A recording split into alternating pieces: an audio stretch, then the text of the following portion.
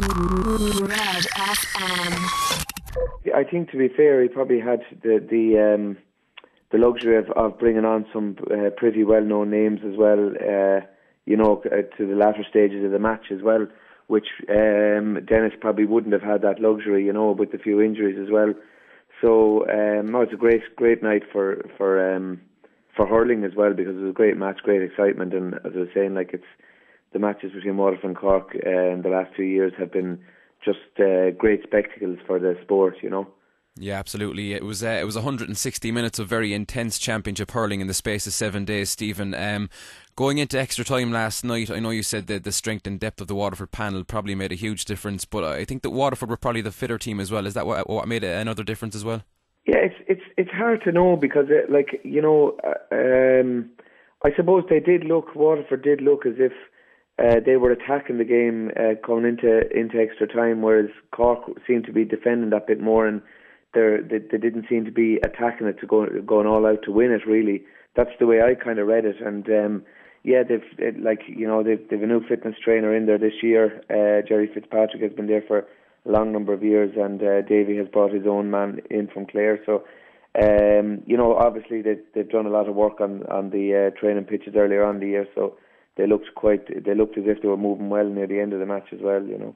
Yeah, and going towards the end of normal time, Stephen, Owen Kelly had those 3 wides, I suppose 3 bad wides by his standards. As a Waterford man, did you think it was gone then?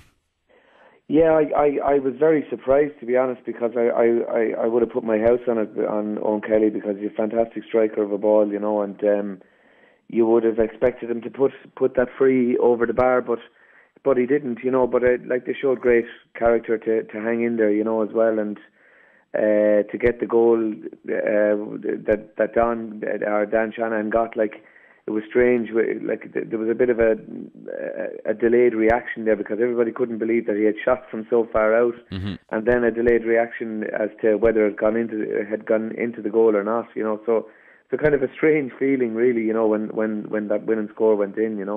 Yeah, were you surprised, Stephen, by how poor the Cork forwards were 2 weeks in a row, especially when you compare it to how they performed against Tip at the end of May? I'd have to say I thought they were well marshalled, to be honest. I thought our 2 cornerbacks have been absolutely outstanding the last 3 days, really, against Clare as well. Owen Murphy and Noel Connors have been fantastic, and as man markers, they're as good as it gets. They're probably in stature, they're not big fellas, but they're great stick work, great skill, and very dogged in the way they tackle and the way they can close down forwards. So, the Cork forwards probably didn't have a great day, but I'd give a bit of credit to the Waterford backs as well. Yeah, absolutely, and obviously great celebrations in Waterford last night and today as well, I'm sure. But when things settle down and they start looking towards an All-Ireland semi-final, they'll look at last night. I know the conditions were quite poor, but over the course of 90 minutes they only scored 1-8 from play, so there's still a lot of work to do before that semi-final. There is, yeah, absolutely. And I think Waterford people will say that it's a nice way to go into an All-Ireland semi-final, that there's a bit of room for improvement there.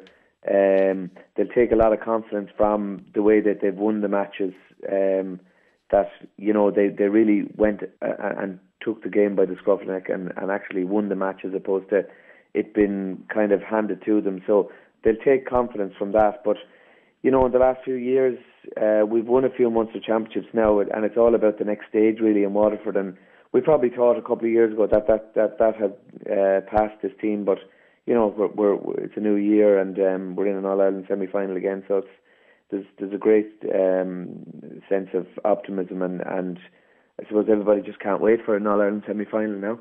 Yeah, and people will look at last night and the standard of hurling, Stephen. It probably wasn't the greatest from what we'd expect from a Munster final, and people will say that Brian Cody, if he was watching, that he wouldn't have been too worried by either side, given that Cork are obviously still in there as well. But as you mentioned earlier on, Stephen, especially the Waterford backs, the way they defend in packs, and they're very dogged, they won't be easy to beat. No, they won't, and I mean they're an experienced team at this stage. Probably the only team with more experience at this stage would be Kilkenny themselves. But yeah, I mean they're going to be tough to beat, and as I said, they'll gain a lot of confidence from last night and the last Sunday as well. So they're going to be tough to beat. They're still in the top I would say 3 teams in the country, 3 or 4 teams anyway in the country. So they're going to be tough to beat, and you'd have to give them, well, depending on what way the draw goes, but you'd have to give them a decent chance in an All-Ireland semi-final as well, Yeah, and from the Cork perspective, no, Stephen, it's probably going to be Antrim next weekend. There's not a whole lot of optimism up here in Cork today, it must be said. Where do you think they go from here?